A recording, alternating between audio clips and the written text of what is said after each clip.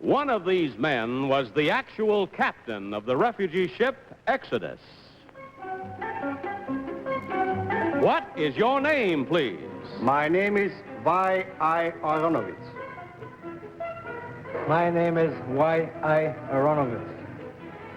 My name is Y.I. Aronowitz. Only one of these men is the real Captain Aronowitz. The other two are imposters and will try to fool this panel. Tom Poston, star of the new picture The Young Savages, Dina Merrill, Don Ameche, and Kitty Carlisle, on To Tell the Truth with your host, Bud Collier. Thank you very much. Thank you. Good evening and welcome once again to Tell the Truth, brought to you this week by Salem Cigarettes. Now, panel, will you please open your envelopes, take out your affidavit cards for the first time tonight, and follow along as I read from this first one. I, Captain Y.I. Aronowitz, am an Israeli. During World War II, I served aboard both British and Norwegian merchant ships. In 1946, Haganah, the Jewish defense force in Palestine, bought an old American ship and placed me in command. Our mission was to transport 4,500 war refugees from detention camps in Europe to a new home in Palestine. Taking aboard our passengers in France, we sailed eastward in the Mediterranean until we were 41 miles from the southern coast of Palestine. There we were attacked and rammed by British warships. After resisting for several hours, we were ordered by Haganah to negotiate. The story of that ship has been the subject of both a best-selling book and a major motion picture. I was the captain of the internationally famous ship Exodus, signed Captain Y.I. Aronowitz.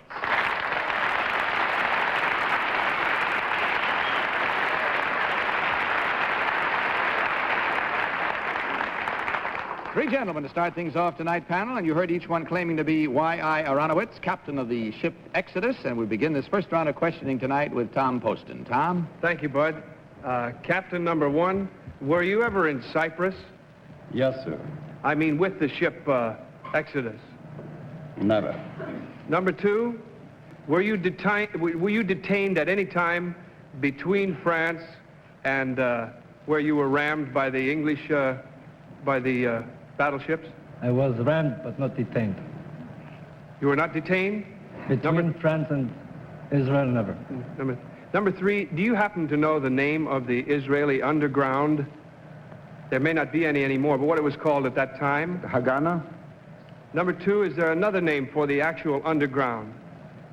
The big underground movement was the Haganah. There were other dissident movements.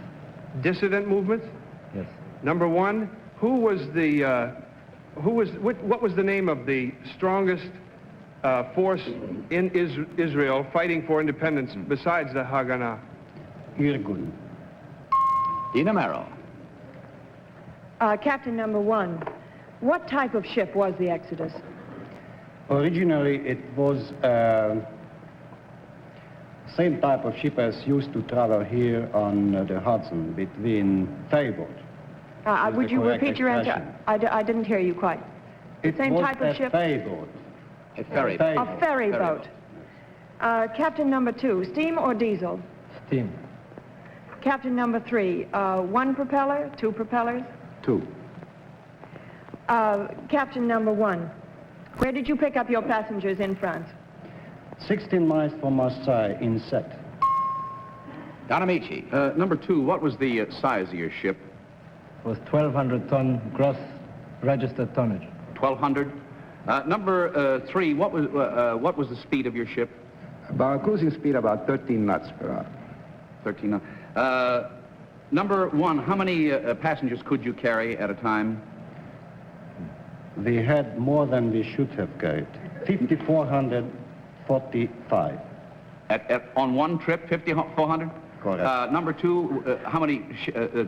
4,554. And number three, at one time, how many troops did you how many people did you have on the ship? You mean at the time it was At the one Exodus? time. It was not a passenger ship. Well, how many people did you have on the ship, though? 4,546. Kitty. Well, I'm terribly proud to meet whichever one of you is the captain of the Exodus, and very moved. And it's a little hard for me to question you, but Where did you finally discharge your passengers, number one? Close to Tel Aviv, they were transferred to British deportation ships. Number two, were you an Israeli when you were on the ship? Yes, well, at that time it was Palestine, but... I see. Number three, where did the refugees come from originally when you picked them up in France? They came on lorries and trucks from several detention camps all over Germany, Austria, and Italy. Number one, how long did the hunger strike last? Right, that's it. That's all we can take time for, because now it's time to vote. So, panel, will you kindly do so? Mark your ballots. Do so, of course, without consultation. And vote for number one, number two, or number three. Of course, our team of challengers will receive $250 for every incorrect vote. Are we ready? Everybody marked? Okay, Tom, for whom did you vote? I voted for number 2, Bud. I'm also very thrilled to meet the gentleman, whichever one of the three it is. But the work he was required to do, both then and later, required a kind of icy calm and determination, and I thought number 2 displayed that very nicely this evening, even if he isn't the right one. Dina, your vote, please. I voted for number 1, Bud, and strangely enough for the very same reasons that Tom did. Because number 1 displayed to me the kind of calmness and strength that I think was necessary in a captain of a ship of that type in those difficulties. Don, what about your ballot? I voted for number 2, but I wasn't quite that analytical, I don't think. It's a little astounding to me that a 1,200-ton ship could carry 4,500 people, but I'm sure they must have, and certainly something. Kitty. I voted for number 1, and if you ever saw the picture, you can see that they did carry them, and it was absolutely horrible. I voted for number 1 because number 2 may have been very tactful in not wanting to name the Irgun, but number 1 did name it, and I did know that that was one of the dissident groups, so I voted for number 1. Okay, there we have it. In this first group tonight, the votes are all in, minds are made up, reasons are given for whatever they may be, and if you're playing along at home, which we trust you will, for the fun of it, why, let's see how it scores up with you now as we find out which one of these gentlemen was the real captain of the good ship Exodus. So will the real Captain Y.I. Aronowitz please stand up?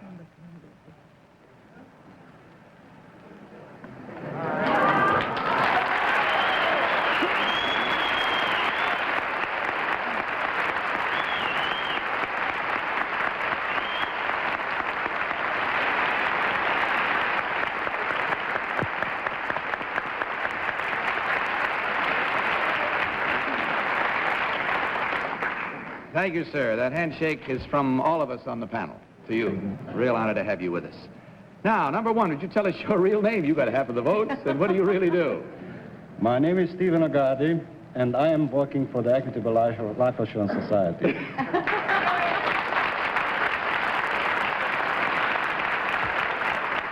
That's why he looks so calm and cool, you see. Number 3, your real name, and what do you do? Well, obviously, I'm not a sailor. My name is Andrew Beckerfield, and I own and operate the Golden Steer restaurant on East 79th Street in New York City.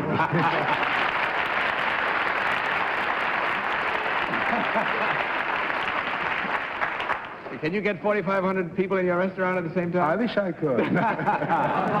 Well, we checked the score and found it was half and half. In other words, there were 2 incorrect votes at $250 each for a grand total of $500 from Salem Cigarettes, and of course a carton of Salem's for each of you on your way out. Thank you so much for being with us and sharing that wonderful story. Good night.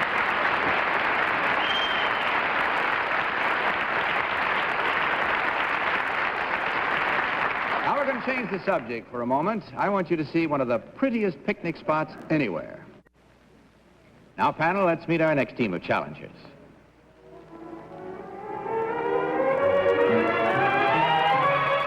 What is your name, please?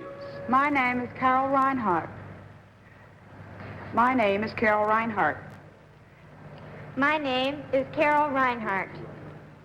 Again, panel, will you follow along with your copies of this affidavit? I, Carol Reinhardt, am attending college on a music scholarship. I started playing a musical instrument when I was 2.5 years old.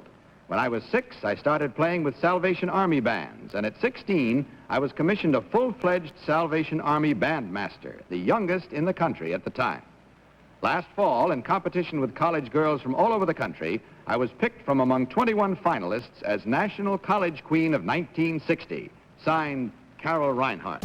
Here we have, panel, three pretty young ladies, each claiming to be Carol Reinhardt, National College Queen. And we'd start this round of questioning with Kitty Carlisle. Kitty? Thank you, Bud.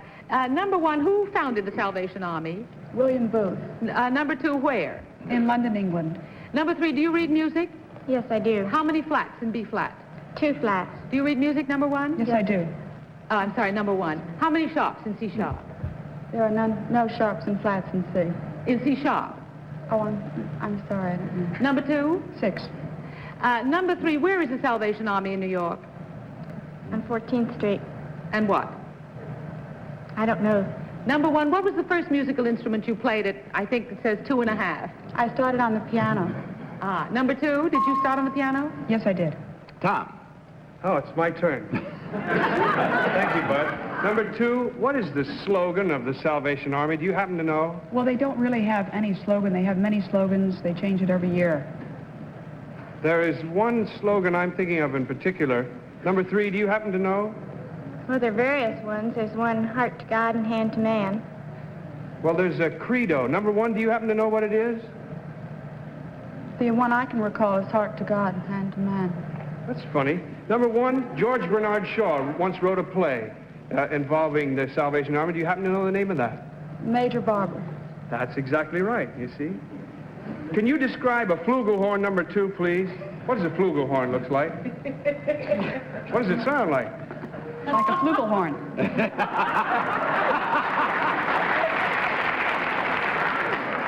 Okay. Dina, please. Number 2, what does the musical term legato mean? Legato means slowly. Number 3, who is the head of the Salvation Army at present time? General Wilford Kitching. Number 2, what other instruments do you play? You said you played the piano. What other instruments? Also the trumpet. Also the trumpet. Right. Number 3, what other instruments do you play? Or what instruments do you play? Well, the harp, baritone, piano, cello, French horn. Number 2, what are the names of the 3 pedals on a piano? Well, you have the soft pedal, the loud pedal, and I forgot the other one. Flugel pedal. Flugel pedal. Not Ameche, please. Thank you, Bud. Number 1, where do you go to school? Barry College. Where? Barry College in And that's Miami. Miami. Florida. Number 2, where do you go to school? Northwestern University. Number 3. The University of Miami. Number 2, where is Northwestern University? Evanston, Illinois. What is the main street that runs through the campus? Sheridan Road. Number 1, what year are you in school? I'm a junior. Majoring in what? Music. I beg your pardon? Music. Number 3, you go to University of Miami? Yes, sir. Where is the University of Miami? In Coral Gables, Florida. And where is Coral Gables from Miami? South of Miami. I beg your pardon? Southwest of Miami. Southwest. That's about it. With that direction, we have to stop and call a halt to the questioning, no matter how much more we might like to ask these 3 pretty ladies. It's time to mark your ballots, if you will, please, panel. So vote without consultation for number 1, number 2, or number 3. Hold it. Hold it. Oh, wait a minute, I did the wrong thing. Okay, everybody set now? Huh? You set, Tom? No, All right, mark it up and let's go. I am not, For who? I guess. I voted for number 3. Goodness knows why. Dina, your vote. I voted for number 2, Bud, because number 1 seemed to miss a musical question that I thought a scholarship student in music should know. And number 3 goes to the University of Miami, which I haven't heard of particularly mentioned as a music school. So I voted for number 2. Let's go down the middle. All right, Don, your vote. Well, I voted for number 2 also, but I guess she missed the other pedal. But she could easily do that. I'm sure she could forget it. At But 2.5, Sheridan Road she probably couldn't reach it. does run right through the campus of Northwestern University. I don't know. That's just to guess pure. Kitty. I voted for number 3 based on a question of Dina's, which she answered wrongly. Number 2 did. Number 2 said legato was slowly, and that means tied. It means evenly. Number 1 didn't know how many sharps in the key of C sharp, which are, I think, a music. The other 2 did know the sharp and flat questions. So I voted for number 3. Okay, there we have it. Got about an even division again, just as we had in the first round tonight. Now I know why I voted for number 3. Now you know why you voted for whom? Now I know why I voted for number 3. Kitty told me. Oh, I see. All right. It's a little extra service we provide, Tom. If you don't know, we provide you with the reason. Now, we'll have a little different way of showing you which is the real one and revealing the identity of the proper person this time. So will each of you 3 young ladies stand up.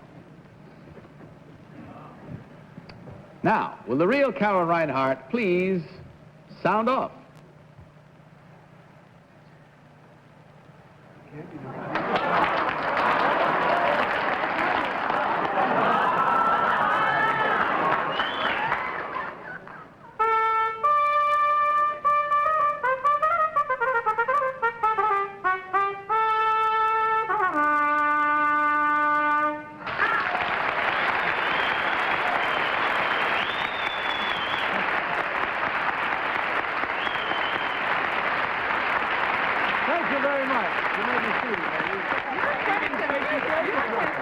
What'd you say, Tom? She didn't include the trumpet in the list of instruments that she played, I don't believe. I know exactly why, because trumpet was the one that was named just before that and then said, what other instruments do you play? And she thought it meant other than the trumpet. Oh. That's what I thought at the time. Wasn't that what you thought? So there you are. See, it was a natural mistake. Number 1, would you tell us your real name and what you really do? Yes, my name is Josine King, and I'm a food stylist for the A.V. Olson Trading Company.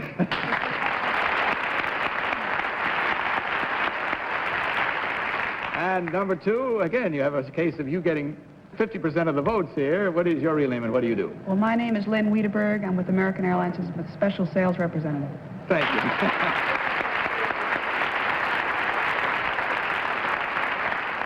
Well, I guess you probably, woman-like, figured out already what your take is tonight. There were 2 incorrect votes at $250 each for a total of $500. And we hope it brings you great happiness, whatever you do with it. And it was our great happiness to have you with us on the show tonight. Good night to you. God bless you.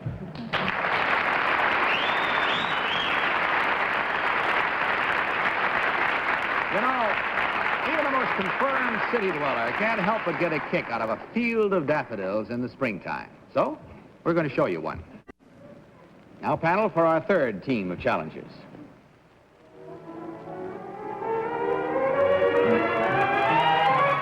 What is your name, please? My name is Thomas Patrick Cronin. My name is Thomas Patrick Cronin. My name is Thomas Patrick Cronin. Follow along once more, if you've had a sufficient look, panel, if you will, with your copies of this affidavit. I, Thomas Patrick Cronin, am working as a butler host here in the United States. Meeting and greeting celebrities is nothing new to me. I entered private service in England as a houseboy when I was 14 years old. I have worked as footman, valet, under-butler, and butler. I have served several ambassadors to the court of St. James. Just prior to my coming to America, I was the butler for Princess Margaret and her husband, Anthony Armstrong Jones. Signed, Thomas Patrick Cronin.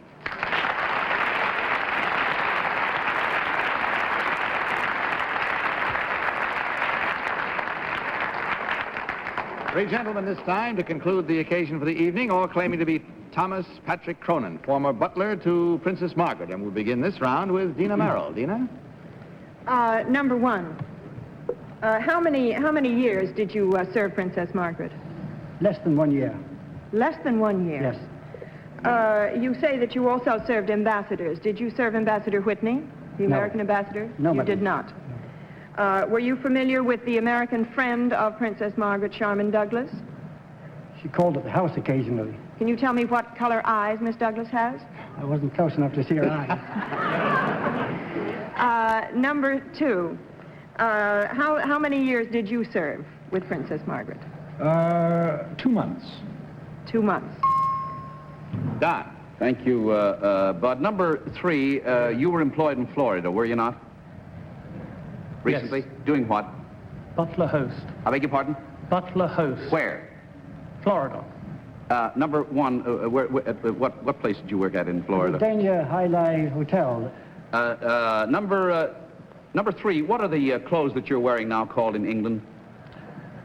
Evening dress for a gentleman and for a butler uniform. Number 1, what is another name for tuxedo in England? tuxedo. Number two, would you know? Tuxedo uniform. Number 2, would you name the silverware at a formal dinner on the right of the plate from the plate out? From the plate out. Meat? No, the silverware. Yes. Yeah. Knife? Knife? Yes. Knife?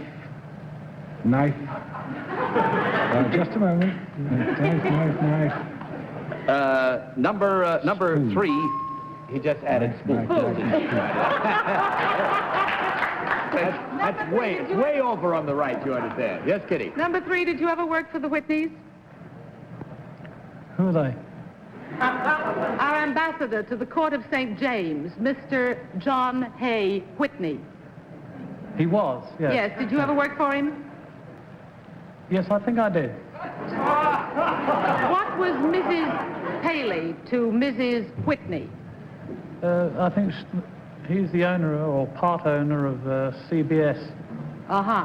Number 2, did you ever work for the Whitneys? No. Oh, you didn't? No. Who was the ambassador that you worked for? Joseph P. Kennedy. And Dr. Chang, and 1 or 2 other Mexicans. Thank you. Tom. It's my turn, eh? Yes. Well, how'd you like to keep up with those Joneses? I wouldn't. Anthony Armstrong and Meg. Number 3, what new rule has been instituted in the Jones household regarding servants as a result of your having been employed there and subsequently unemployed? I think they have to sign the official secret acts, and they don't have to be too photogenic. Thank you. I'm afraid that's all the time we have. Unfortunately, that was a short one for you, Tom. But in any event, it's time to vote. So, for the ages, mark your ballots, if you will, please, and vote for, without consultation, number 1, number 2, or number 3. Are we all set? Everyone marked? Very well, Tom, for whom did you vote this time? I voted for number 3, Bud. And my reason, look at him. He doesn't look like the kind of fellow who would appreciate anybody snapping their fingers at him or calling him... or saying, come over here, you. Dina, what about your vote? I lost my card. Also number 3. Number 3. Yes, and very much for the same reasons as Tom did. I think I apologize, but he looks to me as though he were someone who would kind of talk about a family that he worked for.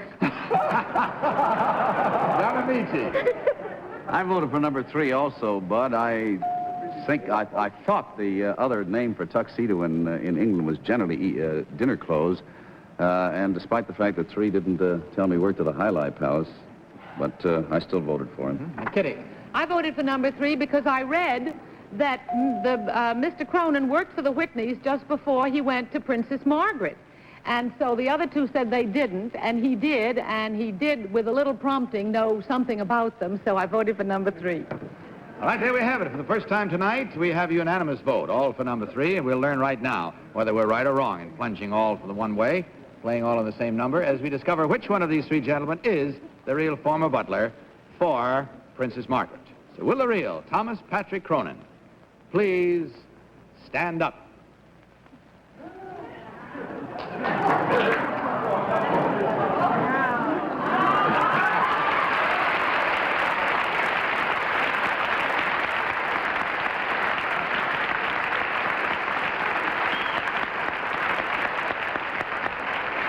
Thank you very much, sir. Number 1, would you tell us who you really are and what you really do, please? My name is Leslie Yelland, and I represent the Lutheran Seamen's Church in New York.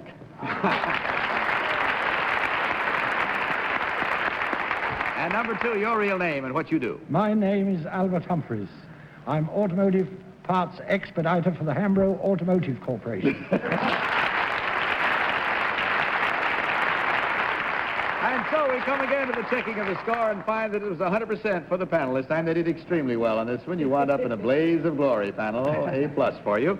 And that means that from Salem, you gentlemen receive $150, so that you don't think we send you away empty-handed or thoughtlessly. Thanks for being with us, incidentally, and goodbye. Good luck to you. Now